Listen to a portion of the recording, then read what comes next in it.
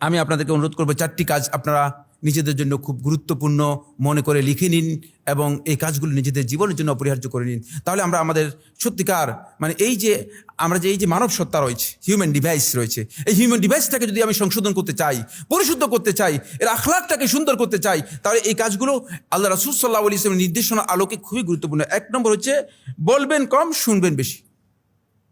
সম্ভব কিনা? এটা আমাদের অনেকের জন্য কঠিন। বলবেন কম, শুনবেন বেশি। এখনই লিখে নিন, আজকে থেকে প্র্যাকটিস করুন। তাহলে দেখবেন যে আপনার আপনি এরপরে 1 মাস পরে যদি এই প্র্যাকটিস করে আসে, আপনি দেখেন যে আপনার অবশ্যই অবস্থার পরিবর্তন হচ্ছে, অবশ্যই অবস্থার পরিবর্তন।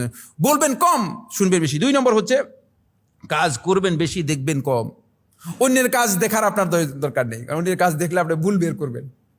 নিজে কাজ করবেন বেশি আর অন্যের কাজ দেখবেন কম। অন্যের কাজ দেখার আপনার দরকার নেই, মানুষের কাজ দেখার আপনার বিষয় নয়। তাদের হিসাব ওয়া হিসাবুহুম আলাল্লাহ, আল্লাহ রাসূল সাল্লাল্লাহু আলাইহি ওয়াসাল্লাম বলে দিয়েছেন তাদের হিসাব কার কাছে? আল্লাহর উপর ছেড়ে দেন, আল্লাহর কাছে ছেড়ে দেন। আপনি এদের হিসাব নেওয়ার জন্য আপনাকে বিচারক হিসেবে দায়িত্ব দেওয়া হয়েছে কিনা? হ্যাঁ, না, আপনাকে কোনো দায়িত্ব দেওয়া হয়নি। সুতরাং এটা খেয়াল রাখবেন। 3 নম্বর পয়েন্ট হচ্ছে নিজের দোষ দেখবেন, অন্যের ভালো কাজ দেখবেন। নিজের দোষগুলো দেখবেন, অন্যের ভালো কাজগুলো দেখবেন। দেখবেন আপনার ডিভাইসটা কি হয়ে যাচ্ছে, পরিচ্ছন্ন হয়ে যাচ্ছে। আপনার যে ডিভাইস রয়েছে, এই ডিভাইসটা আপনার যে মানব সত্তা রয়েছে, এটাকে আপনি পরিশুদ্ধ করতে পারবেন। নিজের দোষটা বেশি বেশি দেখবেন, সংশোধন করতে পারবেন, নিজেকে সংশোধন করতে পারবেন। আর অন্যের ভালো কাজগুলো দেখবেন, তাহলে আপনি ভালো কাজগুলো গ্রহণ করতে পারবেন। বুঝতে পেরেছেন? আপনি শুধুমাত্র ডাস্টবিনের দিকে তাকালে চলবে না। শাররুল ওয়ারা মান বিআইবিন নাস মুশতাগিলা মিসলা যুবাবি ইয়াতবাউল আলালা।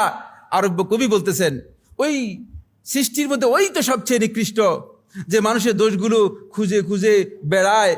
মিসলা যুবাবে, মাছির মতো। ইয়াতবাউল আলালা, কোনখানে পচা জিনিস আছে সেখানে গিয়ে বসে। আপনি পচা জিনিসে বসবেন কেন?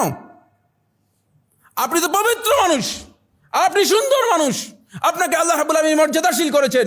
সুতরাং পচা জিনিসে গিয়ে বসার চেষ্টা করবেন না। 4 নম্বর শেষ কথা বন্ধুগণ, সেটা হচ্ছে নিজেকে বড় মনে করবেন না, বরং অন্যকে সম্মান করবেন। দেখবেন এই 4টি কাজ যদি কেউ করতে পারে, নিজেকে বড় মনে করবেন না। নিজেকে যিনি বড় মনে করতেছেন, হামসুমান ডাঙ্গারি নিস্ত ফার্সিতে বলে যে আমি আর কেউ কিছু না। বুঝতে পেরেছেন? এই ধরনের ধারণা যার মধ্যে ঢুকে গিয়েছে, আমি নিশ্চিত বলে দিচ্ছি, সে এই ডিভাইসকে কি করতে পারবে না, সংশোধন করতে পারবে না। এজন্য নিজেকে বড় মনে করবেন না, সম্মান করবেন অন্যদেরকে সম্মান করা এটা রাসূলুল্লাহ সাল্লাল্লাহু আলাইহি ওয়াসাল্লাম সুন্নাহ। সুবহানাল্লাহ। আল্লাহ নবী সাল্লাল্লাহু আলাইহি ওয়াসাল্লাম বাচ্চাদেরকে সালাম দিতেন।